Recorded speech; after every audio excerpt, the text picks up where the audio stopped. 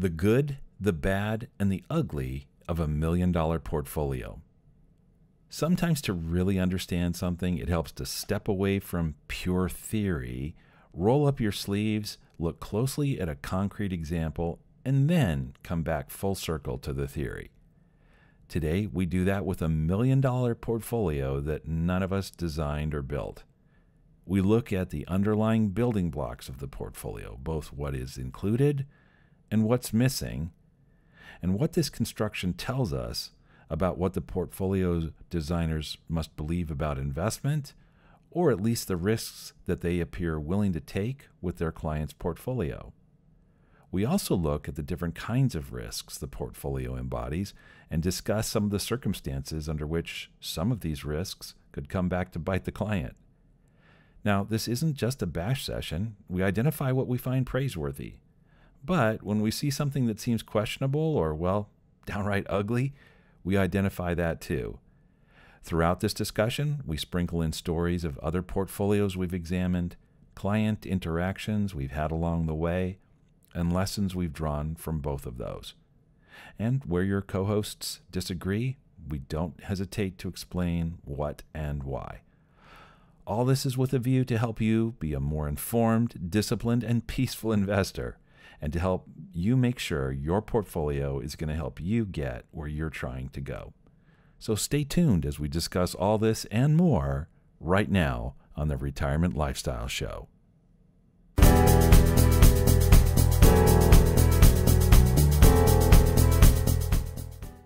Welcome to the Retirement Lifestyle Show. I'm your co-host, Roshan Loungani, here as always with Erik Olson and Adrian Nicholson. We've got a great episode for you today where Erik and I are going to review a hypothetical portfolio. Now, as always, it is hypothetical. We've made some adjustments, but it is based on a situation that Erik encountered recently. So we made some adjustments to it. Here's why I think this is so important for you to listen to. First, if you're constructing your own portfolio, this gives you some ideas on how you can think about and construct your own portfolio. Second, it'll give you the idea of how we construct the portfolios, and it'll show you how they're going to be different. As is a staple on our shows, we don't discuss how we construct the portfolio with one another in advance. So I think we'll get some surprises that the other one wouldn't see. And the point is, it's not wrong or right. It's just a different way of approaching it that we as advisors over time have become comfortable with. And so you as a listener, if you've got something different or a different approach, there's nothing wrong with that as long as it is comfortable for you. Although I imagine you'll hear both of us talk about things like rules-based risk control, things like that we would advise even for your strategy. So Adrian has volunteered today to moderate because he just imagines that Erik and I will be arguing with one another, as we tend to do occasionally. Adrian, are you ready for this battle? Yeah, I'm always ready. I mean, I feel like I'm justified because there's been episodes where you and Erik are just doing so much back and forth. I'm like, oh, this is going to be the podcast where the band breaks up. This is going to be at they're having such a heated debate right now on this investment topic. This is going to be the turning point, but it's all good. I mean, it's really great just to kind of hear both perspectives, not just agreeing all the time, especially when it comes to reviewing $1 million portfolio. I'm sure there's going to be some differences. I'm sure there's going to be some similarities, and that's just all going to be good content to really learn how people build their overall portfolio. So I'm looking forward to it. But again, let's be as friendly as possible, but let's also just be as let's all just respect everybody's perspective here. So I'm excited for it as always. Well, I've pre-written my apology letter, so I thought I've got to do that. I luckily Erik's hours away, so he wasn't outside my office ready to beat me up after I told him he could jump off a bridge on that one episode. It was a statistical-based comment, not a personal comment. All right. But let's jump right into it. So, Erik, since you're more familiar with the story it's based upon, and Erik sent me some information, but I did have some questions, and I think the questions will also help for those who build a portfolio. So Erik, the first question I had for you is this portfolio in a taxable account, or is this a qualified portfolio, meaning it's either in a traditional IRA, or is it a Roth IRA, or is this a mix? It's entirely in a traditional IRA or rollover IRA, functionally the same. So it's all tax deferred. All tax deferred. So, and actually, I approached it, to me, not knowing the answer, the more conservative thing was to assume it's taxable, just because I feel like that makes me focus on limiting the tax consequences. So it would change my allocation slightly that I've prepared, but not huge. The second question that I have when I looked at this was, what is the client's risk tolerance? Well, so far the client hasn't revealed that to me, so it's anybody's guess. But we can assume, I suppose, in this instance that the client is moderate aggressive, because for the vast majority of his expenses, they are covered by guaranteed income from a pension. And so there really hasn't been any drawdowns on this. So as far as he's concerned, the point of this portfolio is to grow.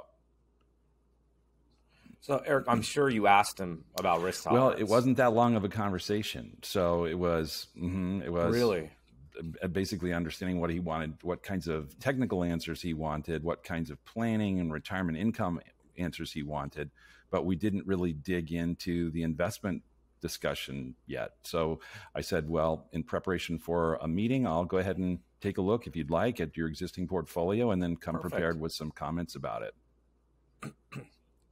Yeah, so for those of you listening, the portfolio that we're talking about, and well, first, risk tolerance is very important when you're designing the portfolio, and very often, I'd probably say more often than not, people's risk tolerance and their portfolio are not aligned.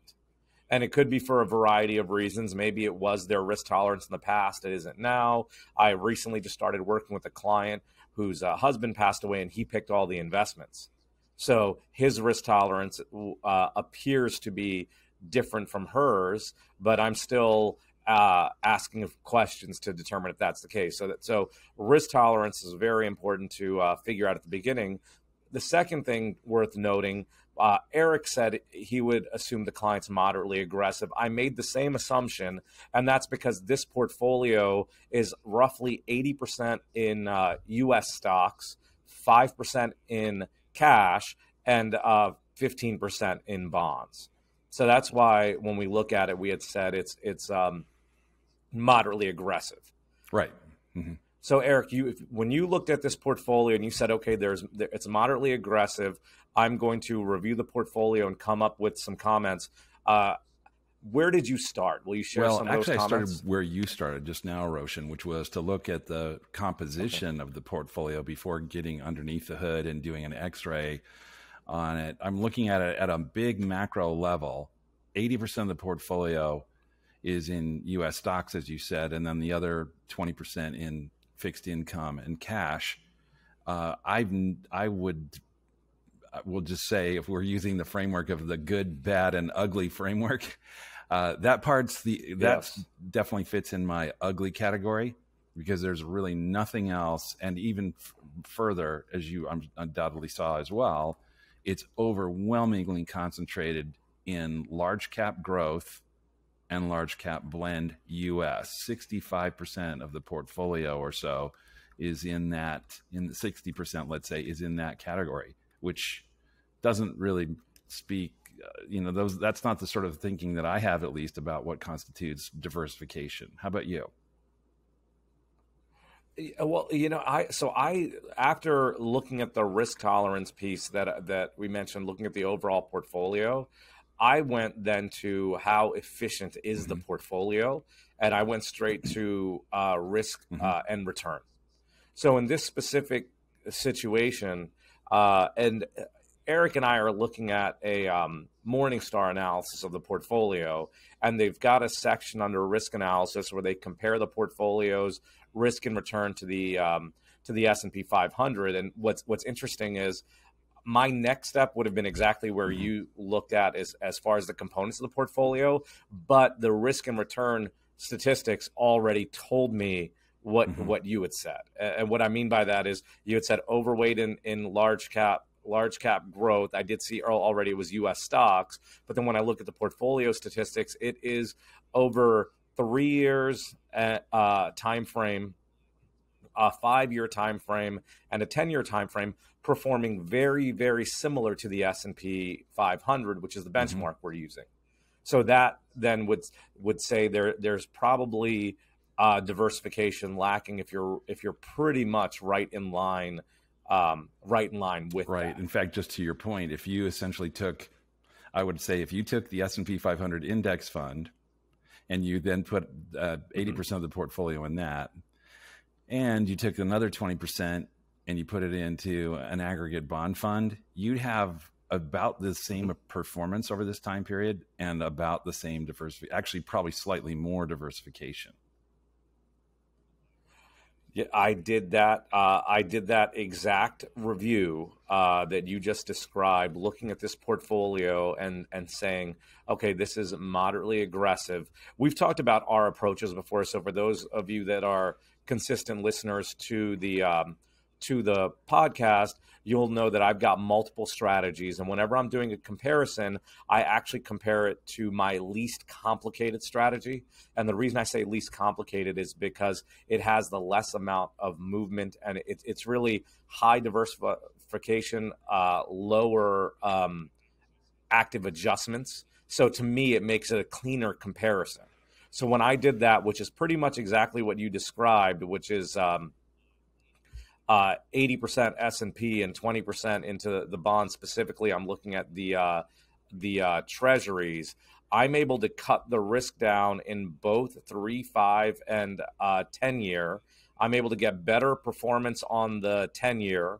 Over 5, I am underperforming by about 0.8%, and over 3, I'm underperforming by 0.4%. So once again, and using the, I'm going to use the 5-year because that's sort of the puts my approach in the worst light compared to it. The question I'd ask the client is that lower return worth it for cutting your risk down by roughly a third? So in that 5-year time frame, I'm looking at a third less risk in this portfolio. And that's pretty much the same for the 3-year and for the 10-year. So it's roughly a third less risk overall. Longer term, actually better performance. And shorter term, you are giving up for that third loss of risk. You're giving up like 0.5% in return. So that's a conversation I'd have with the client. Is the lower risk worth the the slight drop in return? And I say slight drop in return because to me, a third drop in risk, and it's because I'm using a percentage basis, it's a third drop in return and a third drop in risk and a 5% drop in return, right? So I'm going to repeat that because that's very confusing. The actual numerical decline in return is 0.8% annually. 0.8% divided by the actual portfolio return is where the 5% number comes in. And when I'm saying a third less risk, I'm looking at the standard deviation, and the risk we're taking is literally 2/3 of what the portfolio. So let me make risk two comments in response to what you just said there, Roshan. So the first is to make a distinction between one's accumulation phase in their lives and one's distribution phase. And so I would, as people may have heard us say before, during the accumulation phase, volatility in the portfolio is uncomfortable, but it's not consequential in the sense that if you don't react to it adversely out of fear, if you just allow the portfolio to compound its growth, despite its volatility, you'll wind up with the same result as if you had a lower volatility portfolio with the same growth rate. In other words, the volatility isn't a factor in the purest sense. Only the growth rate is. But during the distribution phase, the volatility of the portfolio absolutely is consequential, not merely for how you feel about it, but also how long your portfolio may last. Because if you're pulling money out during downturns in order to continue to put a sort of consistent paycheck or recreate essentially a consistent paycheck, If you do that during those downturns, you're having to sell more shares of what you might have sold, 6 months, a year and a half before, fewer shares in order to generate the same dollars for your lifestyle. So when you, Roshan, are talking about that volatility, I think it's really important for people to understand that's not just an idle criticism. It's a material criticism, at least if we learn from the client that his intention is to begin drawing from the portfolio. So far, not the case, but that doesn't mean that his intent never is to do so. So anyway, that's number one. The second thing I'd say is that even if we were speaking about this in the accumulation phase, there's an important element of the emotional response to that portfolio, where in Roshan's case, if Roshan is saying to a client, look, I can lower the return ever so slightly, but in exchange for that, we'll buy a much lower volatility level. What that permits is for Roshan to then shift the composition more in the direction of the higher volatility, higher growth assets, and while in the purest sense, it won't look identical to in terms of its composition of stock versus bond, let's say. Nevertheless, if he can say, I'm going to try to target the same volatility, dialing it up on the growth side, he can essentially target the volatility and wind up with a higher long-term expected growth rate. Well, so Eric, I will actually. This is the first point we might need. Okay. I like a lot of what you said. However, I do think the volatility makes a difference in the accumulation phase as well.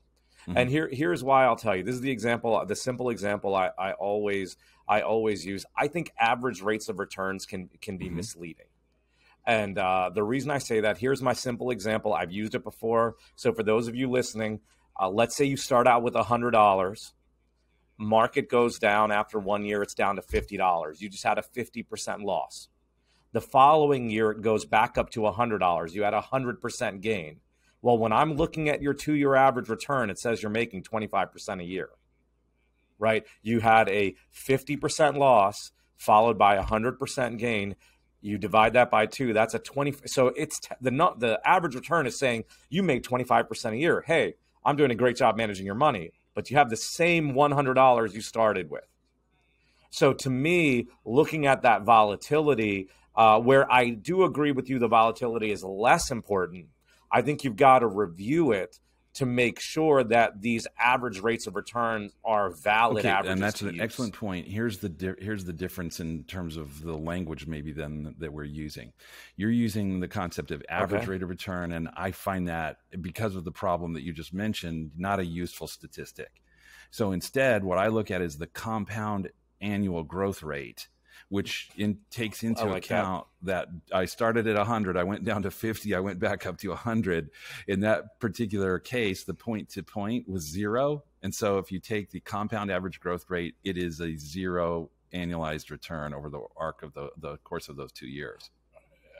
Yes, correct. Well, but the statistics we were looking at and discussing right now, those risk statistics over 3, 5, and 10 year, that's not a compounded average. That's an average rate of return. And if I'm just going to glance over here to the, I mean, maybe I've misunderstood this, but my understanding is that the compound return is what they're looking for in those risk statistics. Your argument is no, it's average returns.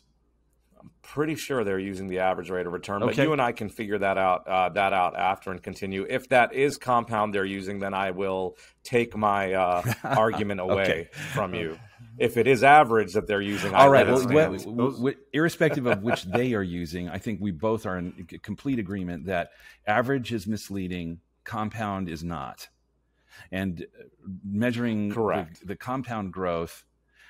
Then in that case, then volatility during the accumulation phase is irrelevant, except for at the emotional level. Would we agree on that? Okay. Yes. Mm-hmm. And I also want to move us to, I think this is an interesting section too, that kind of goes to a point that you were bringing up, Roshan, it was the best / worst time periods for the portfolio. So what do you think about for the worst for a 3-month time period? The worst performance was a -15%. The worst for a 1-year performance was -4% for the portfolio. The worst on a 3-year time period was 5.7%. So, and then I'll move on to the best time period. But what do you think about those numbers for the overall portfolio? Was that something concerning that you saw? Was that something compared to other portfolios that looked within line? What was your kind of take on both of that for you two? I can start us off with that one. I look at the worst. I'm more concerned about the worst than I am the best in this case. But that data point to me, I don't think was very useful. I didn't spend too much time on it, but I think some of these holdings in the portfolio or this analysis didn't include the 2008 market decline. So for that reason, we're only looking at a pretty good time period. So it's the worst wasn't that useful. What gave that away to me, by the way, in this portfolio is when it looks at the worst percentage, it's using April 19 to March 20. Whereas if you look at older portfolios, and this is the worst 1 year, when you look at other portfolios for the worst time period, you're going to get 08 to 09, March 08 to February of 09. So I just don't know how useful this is. Erik, let me ask you, some of these positions, specifically, I think it's one of the separately managed accounts, they just weren't around in 08. Is that correct? So the analysis couldn't go back that far? It didn't. This particular tool only looks back 10 years. So even if it had been, even if it had not been around in 2008, this wouldn't evaluate it. Every one of these has been around since at least June 30th of 2011, which permits it then to have a 10-year look from June 30th of 2011 to June 30th of 2021. Okay. Yeah. So Adrian, I think it's a great question. I definitely look at this when we're analyzing a portfolio. I think the data we have just doesn't go back far enough to make the response that I think useful. that is important too. If you take this back 10 years, again, going back to kind of like the risk tolerance section that we talked about, and also like the accumulation and distribution phases. This could be a really interesting section where, let's just say you're looking at like your portfolio and how it performed in 2008, and it had like a 35% decline. That could really highlight, would you be comfortable? I think that's the topic where we talk about risk capacity. Are you able to sustain that kind of a loss if this was like a really important year where you're going to be drawing from your portfolio? So kind of looking at kind of the extremes could be really beneficial to see how you can hold up in certain time periods. Mm-hmm. Yeah, very important, especially going back to what Erik said. If you're in the distribution phase, you can't take I shouldn't say you, the majority of people that I work with in their distribution phase, that kind of loss, like a 30% loss in 08 or 09, that could be devastating. I actually, and that's a loss number, but to make another point, I know someone who retired in 2000, and between 2000 and 2010, because of the crash, the markets were flat, and they didn't take a major loss, but they just didn't have much growth in that decade, and that caused them to, 10 years later, have to make cutbacks in what they're doing. So it's not only could the loss be devastating in terms of not having enough, but even if you don't have some sort of gain for an extended period of time, even if it's minimal, it can cause you to have to adjust your lifestyle in retirement, and that's what our job is, to try to make sure you don't have to adjust your lifestyle, or if that's something that's impending, we know about it, a decade in advance versus being surprised after a flat decade in the market or after a big market drop. Yeah. So I guess you're listening to you reflect back on those periods of time. I think I am thinking again of another story of a fellow who retired from, I believe it was one of the tech companies, and he retired in late 1999, early 2000, just on the cusp of the downturn, and he had to go back to work in 2003 and has been working since as a result of that downturn. So I guess I would say we've been speaking about these as binary categories. You're in the accumulation phase or you're in the distribution phase.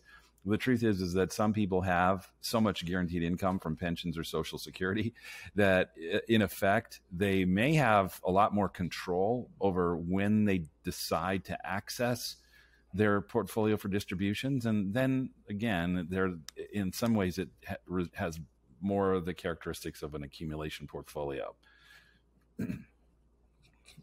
Yes. And Adrian, I think it was the last one where you kept mentioning how everyone's situation is different.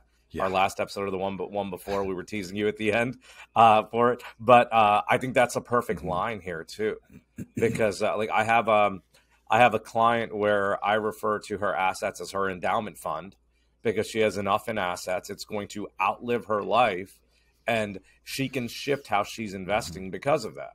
Right, where I have other clients who just have enough to make it through their lifestyle. So we've got to make sure we are even more cautious than the average person in this situation. So you definitely need to. And so this case, Erik, you had said they have enough coming in from pensions and so on for their income, which sounds good. Meaning today they don't need the portfolio. My question though is, even when you consider inflation, is that still the case? Do they theoretically never need these assets when you run their plan, or is it today they don't need their assets, but because pensions typically don't grow at the rate of inflation, they'll need to start taking money later? This client's pension, I believe, is inflation adjusting on a strict 3% per year basis, and so you're correct. While it's been ahead of schedule. Until this year, now it's starting to fall a little bit behind schedule. So those are all excellent points. And by the way, it is, a little backstory here is that the client had elected to take a distribution for some home improvement about a year ago. So or earlier, actually, this very same year. So it's not as though there are never distributions taken. It's just elective when the client does that. But for now, but at 72, you've required got minimum distributions. Required minimum That's distributions. Really true. And so one of the things we'll be talking with this client about is that same story that we've talked about so much before, is whether it makes sense during this window to do Roth conversions. Yeah, and I got one other story I just want to share back from 2000, where, just because we're talking about risk and so on, there was a couple that I actually never started working with. What happened was I met them at roughly the bottom of the tech bubble crash.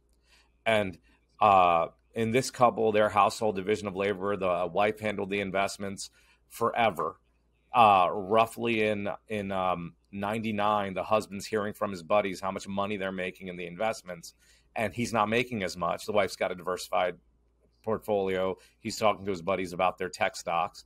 He decides to take over almost a year before, and then they get absolutely crushed. And the impact that this happened to them, I guess the moral of this story first for me is just because your buddies are talking about what they're making at a party, people talk about their wins at the time. I've got a friend that is a gambler at a casino. I hear about his wins all the time. I only hear about his losses when I talk to his wife about how much he wins.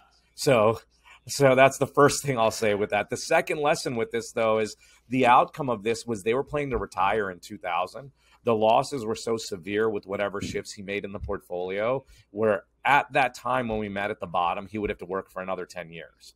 And the reason we stopped, we never started working together, is my last meeting with them was a phone call. Halfway through the phone call, when I went through the numbers, they were so distraught they just couldn't keep talking. They just said, "We've got to go." And I never had a call with them after that. So hopefully they recovered. The markets did recover, and they're doing okay now. But that's just a story about risk, about friends' numbers at parties, and about making sure you have a plan. That's a great story, though, Roshan. And I kind of want to bring us back to, because your story kind of maybe highlights a section here on the Morningstar report. And I'm not sure if you two spent some time on this, but I thought this was an interesting section. It was kind of how the portfolio was broken down in different sectors. And it was pretty much in line with the S&P 500, where 24% of the portfolio, let's round it up to 25% of the portfolio, was in defensive stocks. 46 was in sensitive stocks, and around 30% was in cyclical stocks. And I know this probably has to do, again, with the individual. Everybody's different time horizons. I can just think of like two extremes where I have a buddy of mine who's probably almost like 90% in the sensitive section, where he has a lot of technology. So he'd be very overweight in that section, but he has a long time till he retires, and he's pretty young. And I know this person that's very old. And I bet if we ran this analysis, a majority of their portfolio would be in this defensive section, where it would be more overweight in that section. So if we're kind of using this kind of umbrella of the good, bad, and ugly, when you saw this, was this like a good? Was this bad? Was this worse? Or, I mean, it was in line with the S&P 500. So what was kind of your take on how this was broken down in different sectors? So I didn't actually look at the sector piece until you mentioned it. I did look at the holding list, which gave me an idea of that. And I looked at the performance, which basically I thought I did have, looking at their numbers, does it make sense to just own the S&P versus what you own? Yeah, long-term performance is actually better with the S&P. The risk on a 3, 5, and 10-year time frame is pretty much the same. So I didn't look at the actual sector breakdown, but I'm not at all surprised when you go through the numbers that they were pretty close to the So I was looking at the sector breakdown, and so using the good, bad, ugly categorization scheme, I thought that was good, because they were pretty loaded up on some tech stocks. And so I commend the portfolio managers here for attempting to offset some of that in terms of their largest concentrated positions. For example, they own nearly 4% of this portfolio is in Microsoft. And by the way, that's, it could be 10%. So I would say it's a credit to them that they don't have any single position at an underlying level concentrated at a more than 4% level. And that, by the way, is the Microsoft position in this portfolio is something of an exception there. You whittle down, you've got some Facebook, and you have some Alphabet, and you have some other things that are fairly big positions within the portfolio as a whole. But the fact that they did reach out and try to get into some of those other sectors, I thought was, a credit to these managers. And by the way, I just want to point out to our listeners that, especially if you're not a client yet and you said, hey, we'd like you to take a look at our portfolio, it's not going to be just a bash session. We want to acknowledge when there are good things that are being done in the portfolio as a whole. In fact, I'll just cite another good thing or two here. I thought it was wise of these existing portfolio managers to have, for the bond position, as small as it is, 20%, and that may be perfectly appropriate for this particular client. I'm saying bonds and cash. I thought they were wise to have tilted the bond portfolio toward relatively higher quality and shorter duration. By shorter duration, I mean the duration is somewhat related to the notion of maturities. It's slightly different. I won't get into the difference right now, but let's say it's about a 3.5-year duration on these bonds. And that protects those bonds from, or let me restate that. What that does is it makes them less sensitive to adverse changes in interest rates. Higher increased rates will do less to punish the price of short-term bonds than that same increase in interest rates would do to punish long-duration bonds. So in this case, it appeared that they were preparing for the possibility of a gradual rise in interest rates, and as a result, protecting the portfolio from declines in the bond portion of the portfolio. So I would say that's another positive about what they've done here. Yeah. So Erik, a couple things I like and I'd add on to. The positive side, because I thought we were doing bad and ugly. Oh, is that right? Okay. I've got a lot more bad and ugly, so we can go there if you want. Let's go in either direction. I completely agree with what you said on the bonds. I like the shorter duration. The risk-adjusted return on this portfolio is actually pretty good overall when you look at almost in any of the time periods we mentioned. Another Can I say, before you leave that from point, what you said, were go you ahead. using the Sharpe ratio as one indication of that? Okay, I so was using for that our as one listeners, the indication, Sharpe yes. ratio, in the simplest terms, is a comparison of risk, or pardon me, reward adjusted for the amount of risk that was accepted in order to obtain that reward. There's a formula. I won't get into the long formula, but it's risk adjusted reward. And in this case, the risk adjusted rewards, if you were to pick, let's say 100 portfolios, you would ideally be looking for risk-adjusted returns that are closer to the area of this particular portfolio than many other candidates. But here's what I would say isn't necessarily a point of credit to the designers of this portfolio, Roshan, and that is, if you happened to concentrate all of your assets, as they've done, in the asset class that has had these abnormally high risk-adjusted returns over a defined period of time, in this case, they're 3, 5, and 10-year periods, you better have comparable Sharpe ratios. In fact, in terms of the Sharpe ratios, really don't differ from those at all of a portfolio that's 80% S&P and 20% aggregate bond.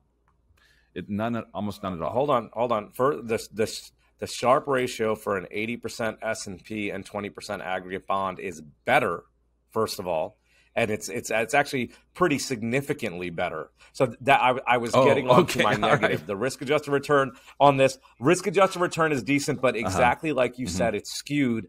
I got to my conclusion differently, though. So the way I got to my conclusion about it being skewed is that if you look at the alpha, how much is the portfolio doing to outperform? It's declining over time. So this portfolio could, and it's almost exactly what you said, but as I took a different path to get there, this portfolio could have just got lucky in the short term. So now that's affecting the risk-adjusted return in the short and long term. Because if you look at it over time, the outperformance is eroding. So the alpha goes from 1.04 down to 0.29, which means, the portfolio has done great over 3 years, 1 year of which last year, where the NASDAQ absolutely crushed it with the pandemic and everyone, the whole stay at home, work from home stock trades that they have a lot in. So I find it interesting. We came to the same conclusion, but I had a completely different path. One other note on your stock, though, where you had said not having too much in one portfolio, one holding is a good thing, and Microsoft was at 4. It's worth noting that they got to 4% on Microsoft through 2 different investment funds they have. So I do wonder whether that was is that 4% intentional, or is that 4% it's accidental? That was my thought, that they. Exactly. So I thought it just kind of got there. So what I question with this, going back to a while ago when I said, would it be better to just have the S&P 500 versus these holdings? Well, in the long run, the data says yes, for sure. In the short run, it says no. Short run being 3 years, long run being either 5 or 10, because that's the data we have.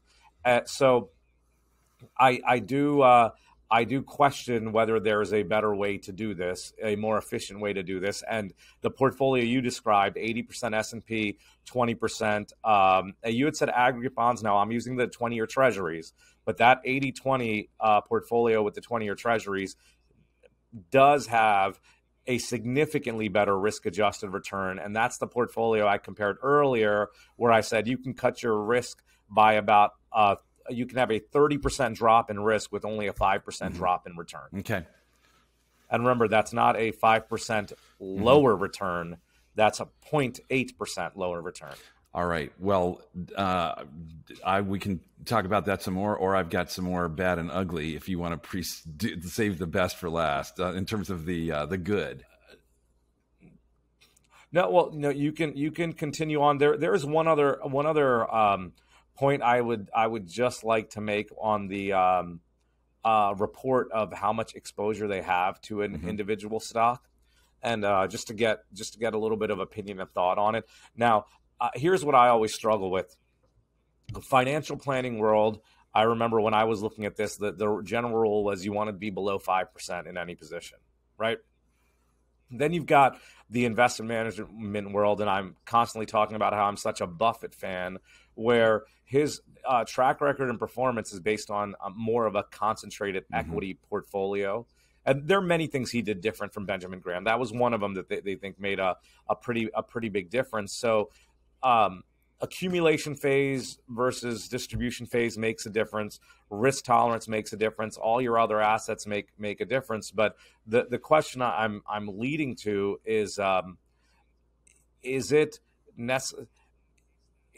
rule of capping the portfolio, how relevant is that to this person?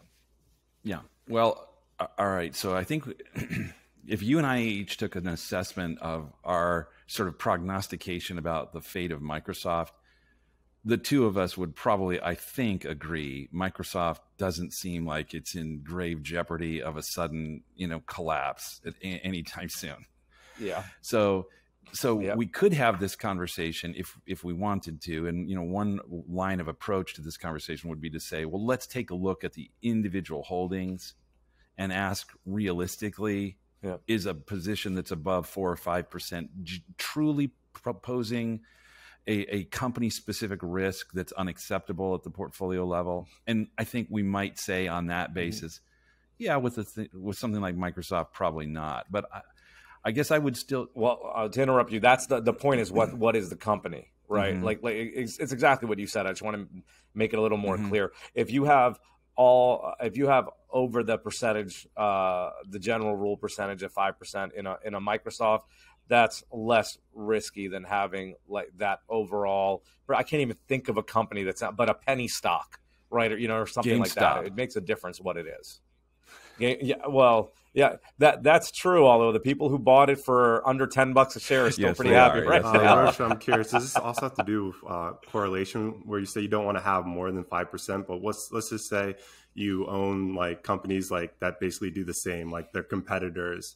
I mean, you technically don't own 5% of one company, but you're in pretty much all the other ones that are competing with them. So you basically are in a way where you're highly correlated in one area. Yeah, so there are definitely multiple studies on this where you look at diversification and eliminating individual company risk, and the more stocks you have, the less the same sector matters, according to this study, right? But I always question some of these things because you've got to look at what's going on in the real world as well. So if you end up with 100% of your portfolio in tech, but you've got 50 different stocks, you're probably in for a lot of volatility. And can you stomach that? Yeah. So anyway, coming back to the question of concentration in particular stocks, another way of looking at it, though, I would just say is part of that assessment of a company and the company-specific risk is, I would say, subjective. It is. I mean, if we're honest with ourselves, we have to say we are dealing with some degree of the unknown, because that has to do with the future.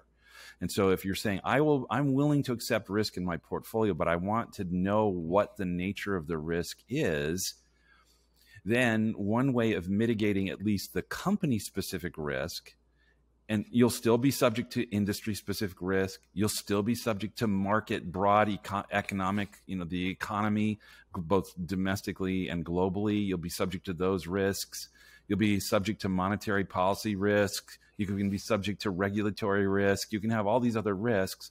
But this is one over which, just by keeping a sort of limit, some sort of just using a rule of thumb on individual positions in your portfolio, I think you do yourself a favor in that you at least limit the risk related to the company-specific risk.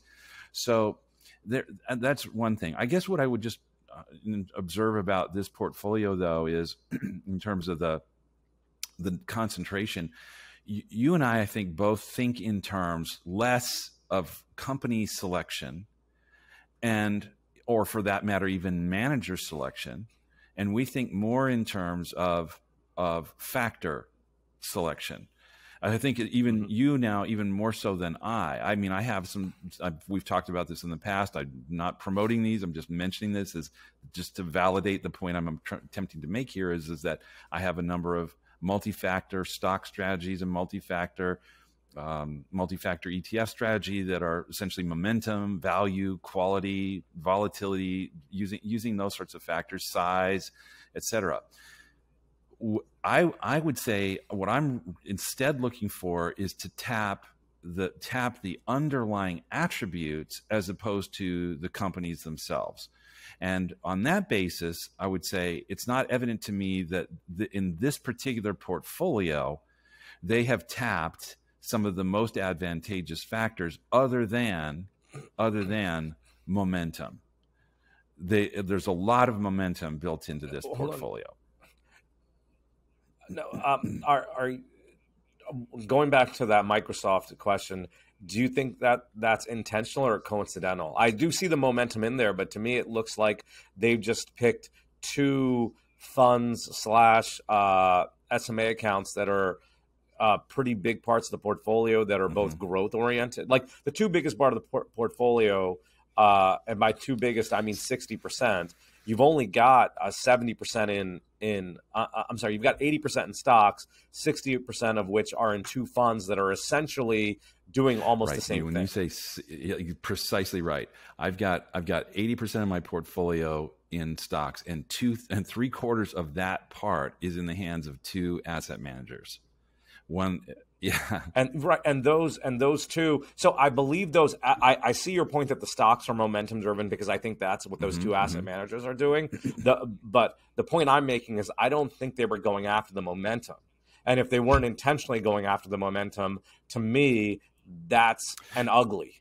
You don't want to fall into something like that by accident. That's a good point. I would say I also agree that it's ugly. I would just reach a slightly different conclusion, I think, about the responsibility that I would assign to the managers who picked the asset managers, or the advisors, that is to say the client-facing relationship, the relationship managers in picking these others. Why would you put 60% of the portfolio and 75% of the stock portion of the portfolio in the hands of these two people? It looks to me as though the philosophy of this particular team is we have to ride the hot hand, not we have to diversify. And so the hot hand are the strong managers who have been riding the wave of large cap US, and particularly riding the hand of large cap US tech as their primary source of return. And we're just going to go with that and keep our fingers crossed and hope that leads to a good outcome for our client. And if it doesn't, well, okay, next. And actually, going back to our risk and return statistics, you see that there, right? That's why you're seeing such the short-term alpha is good, the short-term risk-adjusted return is good, but the longer term you go, the worse it gets, because these hot hands have been particularly hot between March of 2020 till December of 2020, right?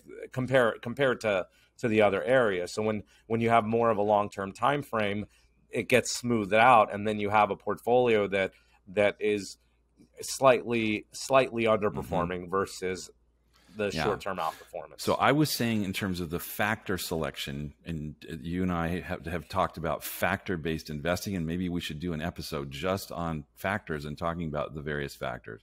But one of the things I would say, to their credit, again, I think this is accidental on the part of the relationship managers and maybe accidental on the part of the underlying asset managers. But the pieces that they've included in their portfolios on balance are of higher quality, I would say, than those in the S&P 500, broadly speaking. So in that sense, I praise the portfolio for the quality piece.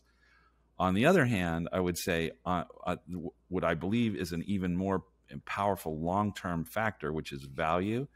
I would say they've done actually just the opposite. And the valuation metrics for this portfolio, whether we're talking about price to earnings, price to book, price to sales, price to cash flow, On every one of those, this portfolio suffers in comparison to the S&P, and would even more suffer in comparison with if you looked at a much more truly diversified portfolio that included international and included more small. Then it would look grossly that they were grossly overpriced on the selection of the underlying securities. I can definitely see that on there. Although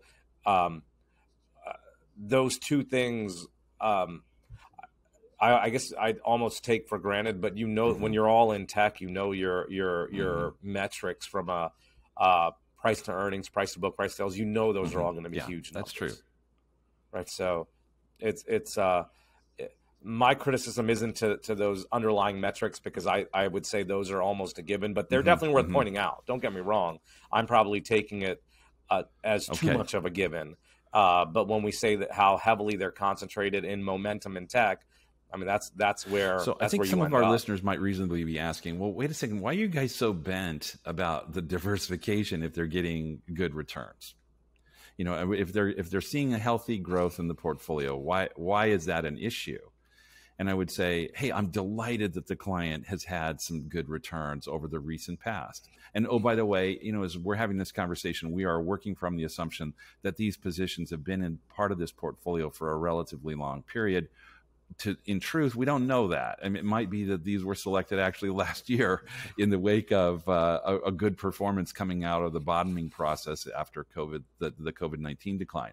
But so on that level, we're working from an assumption here rather than specific knowledge. But I guess I would say, think about what Wayne Gretzky had said about how he plays, which is he doesn't go where the puck is. He goes where the puck will be. I'm not saying it quite as elegantly, I think, as he said it, but that's what he's trying to do, is to anticipate where the puck would be. And so for those of us, myself included, who would say it's useful to have diversification into categories that haven't necessarily been the hot categories lately, that's in part because we understand that different parts of the world, U.S. versus domestic, large versus small, value versus growth, although listen to our value versus growth episode to hear more about our thinking of that particular contrast. When sometimes you say, well, growth in large U.S. has been working, let's just stay with that. And I would say, you could, but at the same time, you might want to just say, is that where the puck is going? Or is it perhaps the case that precisely because some of those non-large U.S. positions have not performed as well recently, that there's an above, better than even chance that those will be precisely the categories that perform, that are the outperformers in the next phase? And if that's the case, do you or do you not want to have some part of your portfolio in place in those positions now, ready to catch them as soon as they begin their, in relative terms at least, begin their period of outperformance? Thoughts? Well, I'll tell you, what you just described is why I'll use factors, or I like to use the term, I like to diversify the thought process. Because and when I say diversified thought processes, I like managers who will invest, where they'll look at what they think is the hot sector and assume it'll continue. At the same time, I like managers who will say, well, no, it's been too hot, we need to shift over. Using these different thought processes within your portfolio, I think puts an added level of diversification and gives you more consistency. And as we are planners, financial planners, consistency is very important. So going back to what you'd said, I would not want to concentrate everything I had into just that one way of thinking. And you had mentioned factor-based investing. Looking at these different factors, I think, are important. So when I had looked at this portfolio and come up with my own, I had 5 different thought processes of investing included in this portfolio. And I think this portfolio is just one. Well, they're the ones that I typically use. I'll give the brief summary. One is the modern portfolio theory, but I do make adjustments to it based on business cycle and markets. The second is using momentum. The third is using a technical. The fourth is a pure value stock play. The fifth is an opportunity stock play where we try to go where the puck is headed with that one. But as using that Wayne Gretzky quote, "Go where the puck is headed," I totally agree. Sometimes it doesn't go where he was thinking, right? Which is why you've got to have these other parts to your portfolio. So when I look at this to me is a risky portfolio heavily concentrated in one place. So is that what the investor wants? And when I say heavily concentrated in one place, that's that large cap growth / momentum place to which I would have, and the allocation I came up with, I actually had 15.33% into a similar place like this, which means I had 85% in other stuff. Right. So I would not be a fan of putting it all in one area. This reminds me very much of when I started in the business, the allocation they had used and what I was trained to use initially, but I learned through experience with what the markets have done that it's not something I feel comfortable doing. You end up riding waves up and down versus having consistency, and you end up being wrong, more often than I'd like to be, right? In a portfolio like this. So it just reminded me of a standard stock off the shelf portfolio. And with too much in growth, once again, I started in 2000 before the crash, and people were always putting too much in growth back then, and that's what I was trained to do. My manager had only worked in a growth market, and to them, diversification by large cap, mid cap, and small cap just meant 3 growth funds with different names. So that might be why I'm a little bit more harsh on this. It just seems unnecessarily too risky and almost to the point of mailing it in. Sorry, my apologies. Well, didn't mean to be so harsh. This guy's going to meet me outside my office today. If we bottom line it, I would say I agree. It does feel like it is a roll of the dice on the part of these advisors who are betting on what's worked to continue to work. Maybe it's been built on presenting to the client a portfolio that at the time they introduced it, which incidentally I believe was 4 years ago. So that's when that relationship began. And by the way, you might be saying, why is the client talking to you if the performance in this portfolio has been relatively appealing? It's because they don't do any real planning. And so the client is looking for planning now, not just investment management. So, but my coming back to this point, it's conceivable that they presented this portfolio at the time thinking, okay, well, this is what's been working, and they've just been crossing their fingers that it would work, and it has worked in these last 4 years. Or it's possible they showed him something else 4 years ago and then have gradually rotated over to this coming out of the COVID process. That's something that I'll find out when I have the follow-up conversation with this portfolio, this particular prospective client. But the bottom line, I would say, is that this does look to me more like gambling than a rational, disciplined approach to portfolio diversification and portfolio management. Yeah. When you mentioned why they came to you for planning, it reminded me of another Buffett quote. He had said, "There's no value without growth. If you're going to invest in something with value, you need that company to grow."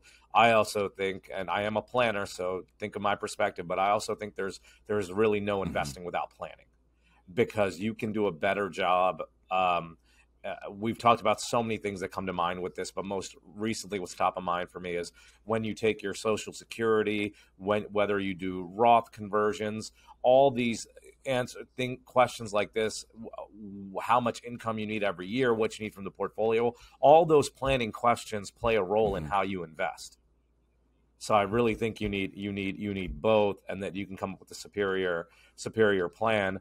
You mentioned this has done well for the last 3 years and so on. Well, or 4 years, you had said the data says it's done well for 3. I bet if I had annual numbers to really do a good job of comparing, it's done really well for 1, and I bet it was average for at least one of those 3, maybe 2. And when you look at the 5-year data, it is ever so slightly, but underperforming. Yeah, that's true. Yeah, right. So I'm sure if we had the person who put this together talk to us, they'd have their reasons they like it. Well, so here's what so everyone can think different. That's true. Okay. And so what I'll be doing is in presenting an alternative, and it'll be to have an exploratory conversation with this client, is to say, first and foremost, we're going to talk about planning, but you've also asked me about the asset management piece. And so what I would be doing, if you're thinking that this level of growth ambition, namely 80% allocated to growth pieces, certainly stocks.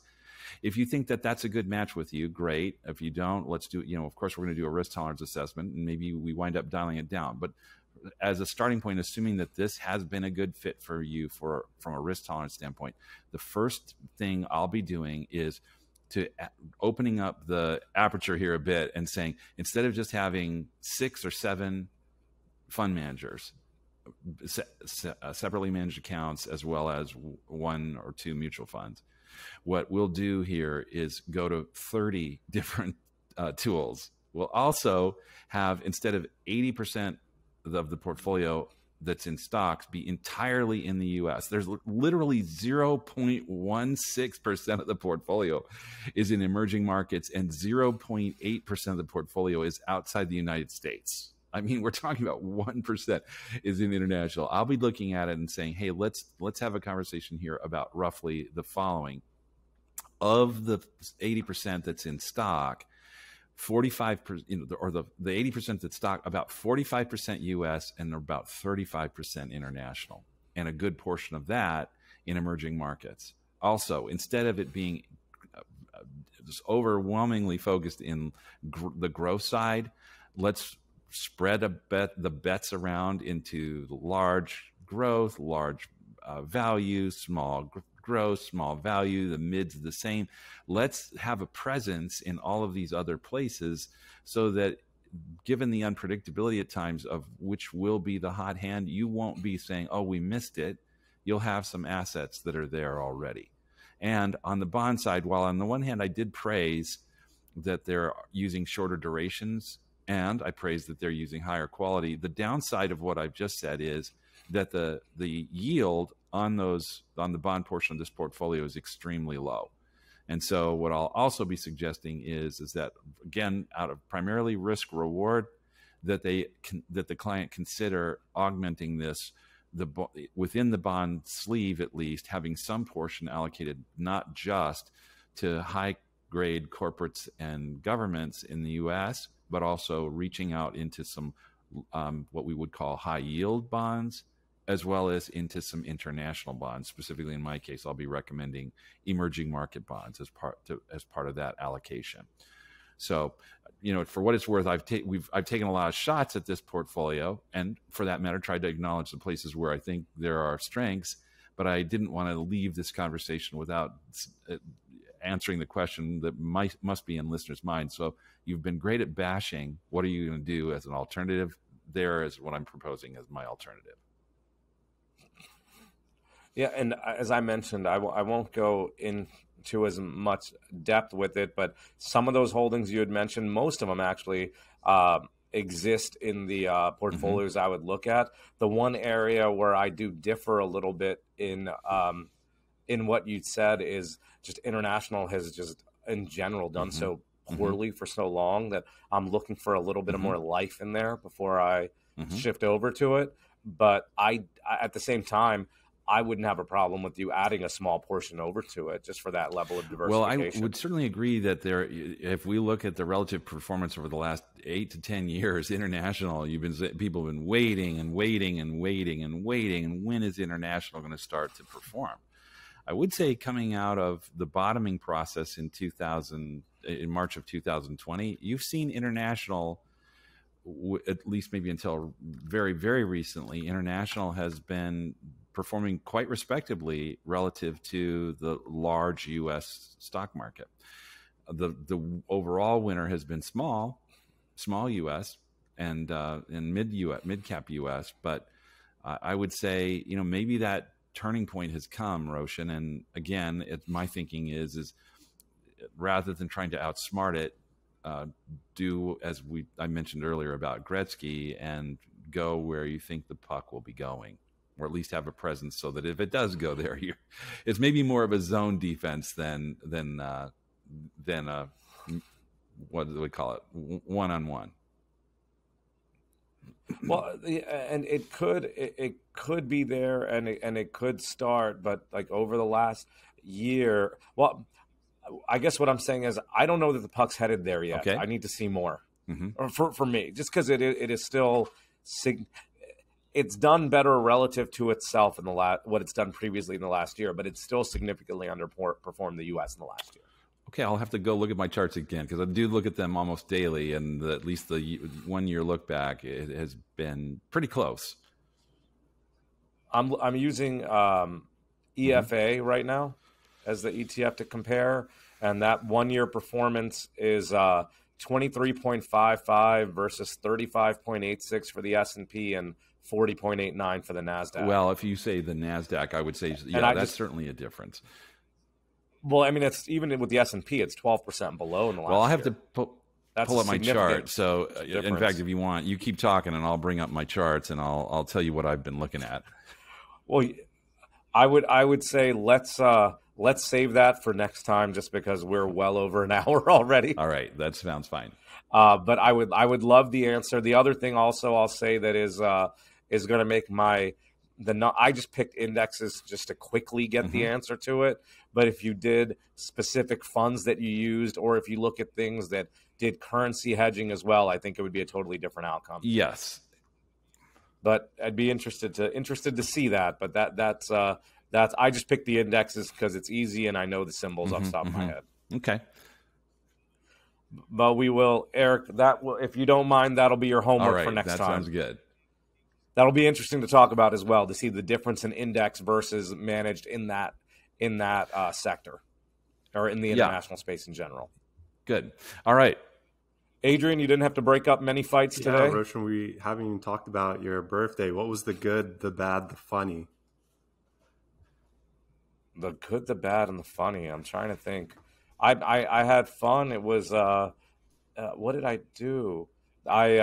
I went to, kids were in camp, so I went to breakfast by myself. I did do some work at breakfast though, and then my daughter was out at 12. So I told her I'll take her anywhere she wants. This might be the funny. I said, I'll take you anywhere you want for lunch. She, of course, picked Chipotle. And when we get to Chipotle, she said, it'll be really fun if you take out your phone and we watch a movie while we eat lunch. So I thought I'd hang out with her, but we just watched a movie together for about 20 minutes until she finished eating. Hung out with the family. It was a fun weekend. So not only birthday was on Thursday, but the weekend was nice as well. That's great. My basketball team lost. I was our leading scorer. That's nice. The good. The bad is we lost. The bad is we lost by roughly 20 points. The ugly is they had one player that outscored our entire team. There you go. One thing from a basketball game with all three. That was Sunday. But it was fun overall. Thanks for asking. All right. Well, listen. Gentlemen, we're off till next week. I just want to say to our listeners, we tried to respond here recently to some things that we thought you would be, very interested in based on some of the comments that you've made to us. And so we hope this is certainly in that category. But whether or not this particular topic was, I suppose you're not listening to this point if it wasn't. But anyway, if it is the case for you that you found this valuable, we do ask you to reach out to us with questions, because those are great prompts for us and when we are doing our topic planning sessions. On top of that, you've heard us highlight one other aspect of this, which is the importance of planning. This is the reason that, in fact, we had this portfolio to evaluate today, was in part because this client said, look, I'm not getting planning from my advisors. If you are in that situation, you have an advisor, you're getting asset management, but little else, it's it's probably time for you to have a conversation with somebody who actually does planning. And that, if on the basis of what you've heard us say, it sounds like we might be good candidates for that, we'd ask that you reach out to us. You can find our contact information in the show notes. At the podcast level, though, if you're enjoying what we're doing, please go to your favorite podcast app, whether that's Apple, Spotify, you name it, and give us a rating. And a comment will help too, especially if it's a 5-star and it's a good comment. That will help us immensely. It will help other people find the show. And in the final analysis, if this is valuable, we want people to benefit from it. Anything further, gentlemen? That is perfect. Thank you for listening, and we'll be back next week.